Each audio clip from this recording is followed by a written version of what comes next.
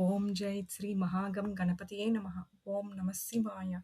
Today we will try to hear the slokas from Lord Sri Sivasahasranamam from 91 till 95 and learn them. The text of these slokas are given in the description below. ఇవాళ మనము శ్రీ శివసహస్ర పారాయణంలోని 91 నుండి 95 శ్లోకముల వరకు విని నేర్చుకుందాము.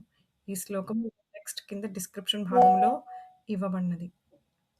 आषाढश्च सुषाढश्च ध्रुवोध हरिणो हरः वपुरावर्तमानेभ्यो वसुश्रेष्ठो महापदः शिरोहारी विमर्शश्च सर्वलक्षणलक्षितः अक्षश्च रथयोगी च सर्वयोगी महाबलः समाम्नायो समाम्नाय स्थिर्देवो महारथः निर्जीवो जीवनो मन्त्रः सुभाक्षो बहुकर्कसः रत्नप्रभूतो रक्ताङ्गो महार्णवनिपानवित् मूलं विशालो ह्यमृतो व्यक्ताव्यक्तस्तपोनिधिः आरोहणो अधिरोहश्च शीलधारी